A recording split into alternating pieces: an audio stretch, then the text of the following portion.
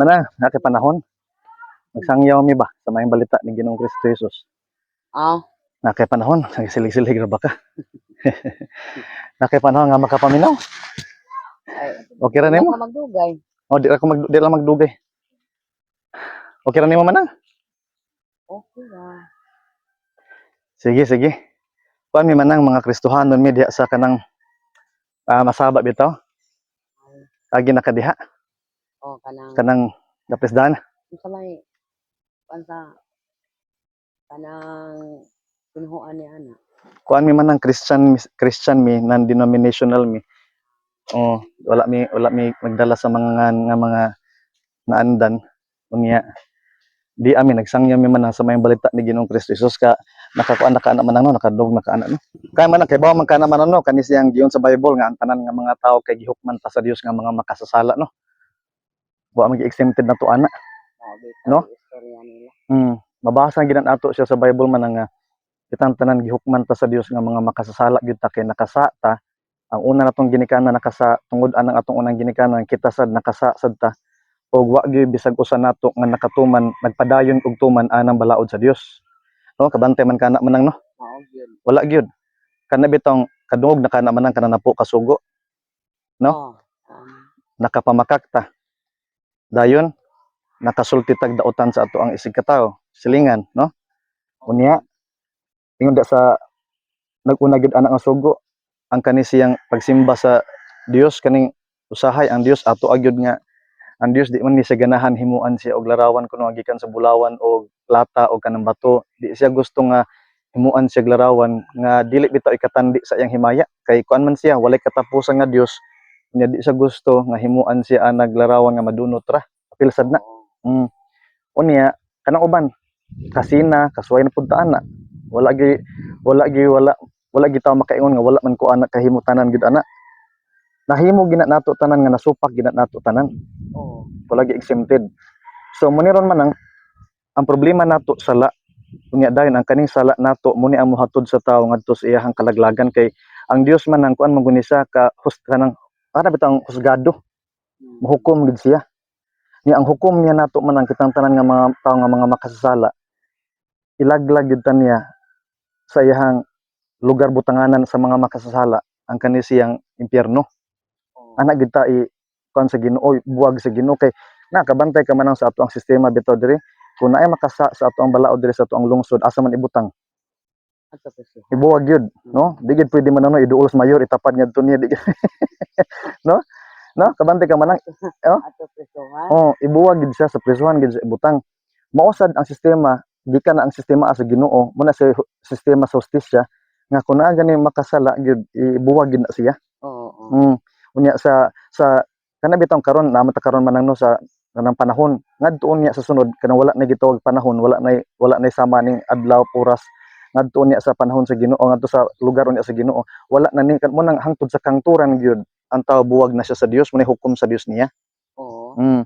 Yan karon man nang ibutang atong kaugalingon husgado siya kung pananglit man nang moana taron ngadto mo nang Dios sige ang hukom nako nimo makasasala mangyud ka muni imong dangatan ibutang ta man nang moana taron nga sir kanang nakatabang biya ko sa ako ang isig katawo mga silingan no nakahimo man tana man di ba mga tabang-tabang ato ang mga isig ka silingan no so sa tan-aw niyo man ang mopasaylo dili Para sa kibaw. pananglitan diri sa sama na naay makusaran diri sa tuwa husgado kung mingon ng husgado nga kani nakasa mapreso ni siya kung mingon ron ang nakasa man ang buutan ba ko ngadto sa amo mopasaylo ang husgado di ba dili mo nang husgado di kasa mangi ka gihukman mangi kang makasasala mao gini imuhang silot so muna man ang kita man ang bisag unsa man to ingon sa Ginoo sir naghimo kog maa dito sa amo ang kuan diha ang realidad man na nagbarog nga nakasa gyud ta nakasa ta tubangan sa Ginoo niya di na mada og mga maayong buhat nato nga murasunta nga nakoy nahimo didto kay ang sa nagbarog pa man gid gihapon kinahanglan ang sa unsay buhaton man ang kinahanglan sa maabsulto no diri sa ato unsa man pag-absulto kung ang imong sala pwede piyansahan ka tagaan kag temporaryo nga release maabsulto gid ka kung naay abogado nga murason para nimo nga moingon nga wa gyud kay sa no Mo na siya mo nang sa ato adaling istorya mo na din tanga kunay abogado mura nay makaikyas nay kwarta ang tagtungod no. Karon sa ato ang bahin man nang muni nakanindot muni ang maayong balita man ang among gisangyaw kay kinahanglan man ang tanan makibaw ani. Naay nimbarog nga abogado sa ato ang lugar adto sa langit kani si Ginoong Kristo Jesus. Siya ang ning-ingon ning dupa ang kanang iyahang sala gipakamatyan niya sa krus. Ang atong silot man ang iyang giangkon dayon ang bayad lukat ang iyang kinabuhi ang kanang iyang dugo nagpaaga sa dugo dito sa krus. Dayon nabanhaw siya sa ikatulong nga adlaw kay mo na siya man ang gitawag og pamaagi nga malukat maabsuelto ta sa ato ang tanan nga mga sa. So kita ako man o ikaw plus ta mga makasasala di ay nimbarog sa ato ang tunga-tunga si Ginoong Kristo Jesus nga bugar nato nga ning-ingon buhiin na siya kanang tawo nga ning salig aning iyahang gibuhat buhiin na siya pasayloon na siya tungod sa iyahang sakripisyo nga gihimo. Muni nakanindot aning balita man ang kikitang tanan sa mosugot ag sadi mga matay ra bagid ta no. Unya kita mga makasasala ra bagid ta klaro man gina no. Ya mga matay tang mga makasasala ang hukom sa Dios nato buwag gyud ta niya. Di ay nindot kay man nang di ay abogado si Kristo Jesus na naog diri sa yuta giangkon ang sa nga silot nga ato. Unya ang tanan nga mosalig niya na ang saad niya pasayloon niya sa tanan nga mga sala. Kay tan-aw niya man kanang sa imong nadungog, di ba nindot no? Nindot sa paminaw. Kay kinahanglan man gyud nga naay mga bugar gyud nato, di ba? Oo. Di ba manang kay kitang tawo unsa ra man gud in taon ta, di man ta taga langit, no? Oo. Wate alamag ana diha sa langit, di ay naay nanaog man nang si Ginoong Kristo Jesus. Siya ang ning dupas ato para nato ning angkon sa atong silot. Yaw man ang silot nato giangkon. Nya kita man unta na man ang kanang ibitay diha sa kahoy. Kita man unta na ang ibitay sa kahoy kay kano kita man ang mga makasasa. Di ba? Kabantay ka man ang makasasa mo na silutan unta. Pero sa gibuhat ni Kristo, wa man ta na siya sa naunsa man ang siya man hinon lagi na dahil gilansang diha. Kaya ang akong sa man o ang imong sa giangkon niya murag niingon siya ako na lang, ako lang. Ako lay siluti. Ako lay siluti para kita manang kumusalig ka diha niya, matubos ka. So manang sa ako na lay siluti. Iyahang lawas, iya ditong gipatadtad manang sa mga silot, dayon iyang kinabuhi, iyang sakripisyo mo tong kabante kato manang ning ginhawa siya dayon siya natapos na, no? Gihatag na niya ang espiritu namatay gud siya. Ngano man na kay iya man giangkon ang ato unta nga silot. Ya da nindot kaayo, nindot kay man ang gitagaan pag bayad lukat nga ato mga sa pwedeng mapapas. Giangkon ni atong silot man ang dayon ang ato ang mga sa gitagaan niya bayad nga pwedeng mapapas. Dayon nabanhaw sa ikatulong adlaw para tagaan pag kagawasan nga bisan og nata ning kalibutan na nanatay kagawasan aning sala aning amuni ang number 1 nga problema gyud nato diri kitang tao.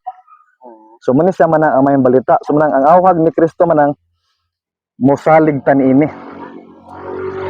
Ang gusto niya man ang talikdan nato man ang usabon nato atong hunahuna ug mosalig ta ani. Unsay pasabot anang usabon ang hunahuna? Di ba man nang wala man ta magsalig ani, no? Sa imong bahin man ang kanang unsa man imong gisaligan katong nangutan ko nimo kaganina ba? Unsa man imong gisaligan para sa ang imong kalag silbi mapasaylo ngadto sa Dios. Na kay gisaligan daan man nang? Ay wa man ko. Wala ra. Wala ra. Pero nakay kuan man na nakay kanang gitawag og hunahuna kabahin sa imong kalag maunsa sad unya ni kung abot na unyang kamatayon di man kita kapanimbakuan maabot man kita ana Pangandoy yun sa dili maabot man. o maabot man gina niya nara kay unsa man imong gilauman man nga murag imong kalag nigtaliwan nigpanaw nato nga adto ni padung sa kanang presensya sa Dios dili sa pagkasilot. So inana man ang karon man nakadungog kaniini man sa una wala ka hunahuna aning unsay imong saligan, no? Wala man ko dong. Oh. Karon man nga nakadungog kaniini unsa man ang kadang nas imong kasing-kasing musalig ka ani man ang ganing gibuhat ni Ginoong Kristo Jesus para nimo. Ako pa nang una-una. Sige man na. Salig. Oo. Sige man na may naman ang hunahuna. Hunahuna asa man ang simbahan. Lisod ayo talikdan ako nga nato sa simbahan. Pero kana man ang sa imuhang pag-alagad sa simbahan unsa man kanang naakay kasiguraduhan ana nga kani ako ning buhaton Wala ko kasiguro. wala ra ka kasiguro. So kani man ang si Kristo Jesus nagsaad gyud siya man ang og 100% nga kasiguraduhan mo nakalahi kay niingon man gid siya nga ang tanan nga mosalig diha kaniya kaniyang gibuhat mapasaylo gid sa tanan niya nga mga sala mao kuno ni di mabuhat sa pagsunod sa kasuguan or sa paghimog maayong binuhatan saad gid niya man nga ang tanan nga mosalig diha kaniya mapasaylo gid sa tanan niya mga sala tanan gyud. So oh so muna iyang giaris kalibutan para masiguro gid na nato. Oo. Oh. So mo man lang mula sa una-unaon. Oo, nauna-una ko pa na. Ayaw naman na, kaya nakadumdum ko ano yung simbahan nila. Diada sabang. Sige man na mo sa namong panghinaot nimo. Nindot ra na imong pamalandungan man lang ya kami magampo mi sa Ginoo sad nga ang Ginoo maglihok pa sa gid sa imong kasing-kasing nga sa imong pagpamalandong imo gyud makita man ang kanindot gid ani nga maayo nga balita.